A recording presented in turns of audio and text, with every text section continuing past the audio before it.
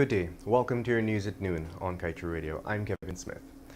ExxonMobil has embarked on an aggressive public relations campaign in an effort to sell Guyanese a message that this country was receiving 52% of the profits from its oil resources in the Stabroek Block. But Guyanese are not buying it, with many taking to social media to express disgust at the message on the billboard. Observers have said that Exxon's public relations campaign proves that the company was under enormous pressure to renegotiate the oil deal and has now turned to propaganda to sell its message. The company also indicated on the billboard that Guyana has received more than $280 billion since oil production started here in late 2019. Kaieteur News publisher Glenn Lal said citizens need to know that the cost to erect the very billboard is being recovered by ExxonMobil, based on the lopsided contract it signed with the government of Guyana. He also questioned whether the job to build the billboard was done in Guyana or overseas. ExxonMobil, meanwhile, responded, insisting that the billboards erected across the country that seek to state Guyana's take from the oil resource are not being recovered as an expense. The company's media advisor, Kwesi Isles, maintained that the information presented on the billboards is factual. Notwithstanding Exxon's claims, Lal maintains that when he sees the financial statements along with the bills to show Guyana that this billboard cost is not coming out as cost oil, then he will withdraw his comments. Meanwhile, the APNU-FC opposition is arguing that the need for a comprehensive audit to be conducted into the expenses of ExxonMobil as Guyana stands to lose billions of US dollars. The PSA that governs the Stabroek Block, in which Exxon is the key shareholder, allows for an auditor or a review of the monies the oil company spent to develop the resources. This process is usually done across the world by oil-producing states to ensure they were not overcharged for items and that they received the quantity they paid for, amongst other things. Economist and opposition's spokesperson on oil and gas, Elson Lowe, said that there are more questions than answers as it relates to the type of audit being conducted by VHE Consulting. And in other news, a 32-year-old man was early Tuesday morning chopped to death in his sleep after a row over football at the Aurora Back Dam, while his younger brother received chop wounds. Dead is Raphael Cadogan. Cadogan's younger brother, Clive, is currently nursing chop wounds at the city hospital. The chopping occurred at a mining camp and followed a row over football between the suspects and Clive Cadogan on Monday. Meanwhile, two armed motorbike bandits on Monday brazenly robbed two money changers and shot one of them among a crowd of vendors and shoppers along Water Street, Georgetown. The victims have been identified as a 66-year-old male pensioner of Blessingen Road, Georgetown, and a 41-year-old man of Sophia. Both men were reportedly plying their trade on Water Street when the two men, one armed with a gun, pounced on them around 13:45 in the vicinity of KFC. Police are yet to identify the suspects and locate them. The time has now moved on to 12 hours 11 in Ghana. We'll take a short break and return with your news.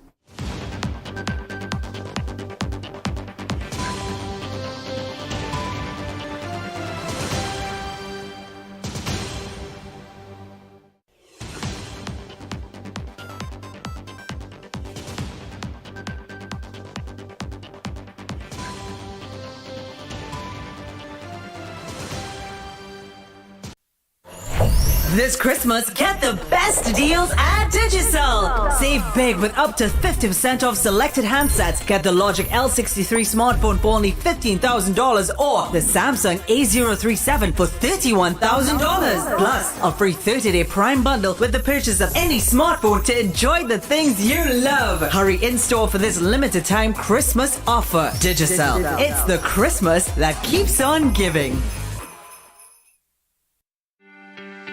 This is GHK Lal inviting you to join me weekdays from Monday to Friday on the National Outlook for commentary on a range of issues. Immediately after the 12 noon and 7 p.m. newscasts on Kaieteur Radio at 99.1 FM and 99.5 FM. Looking forward to you sharing in the conversation.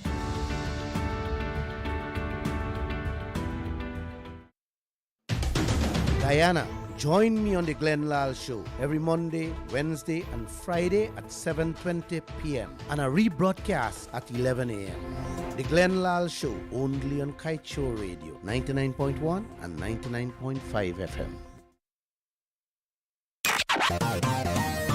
Kaieteur Radio, keeping you informed. Demerara and Essequibo 99.1 FM. Burbies 99.5 FM.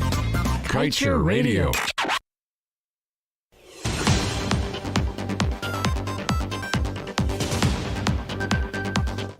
Welcome back.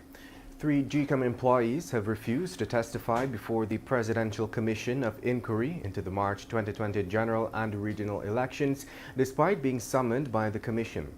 The employees who first appeared before the Commission on Tuesday filed a fixed date application in the High Court and are requesting that the summons be quashed. The trio, Denise Bob Cummings, Sheffer February, and Carlin Duncan, had initiated proceedings on Monday, citing that the summons amounts to a breach of their constitutional rights against self-incrimination.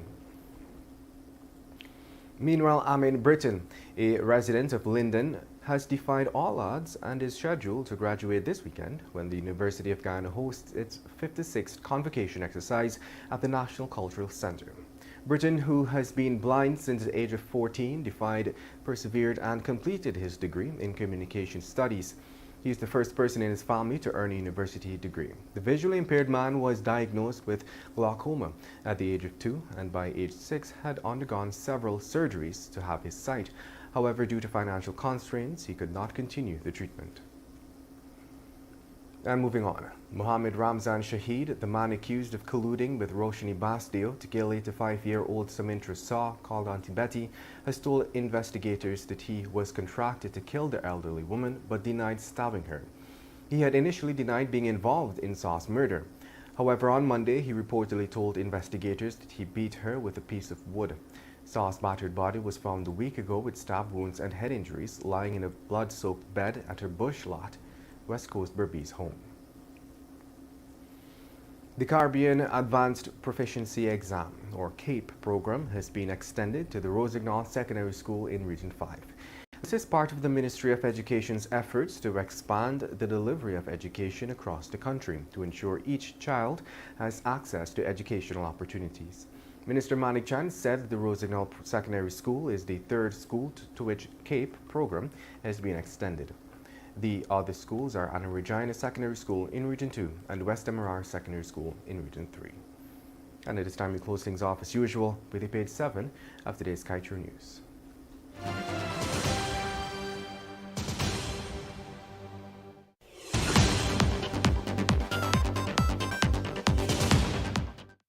Workers' Union begging politicians feasting.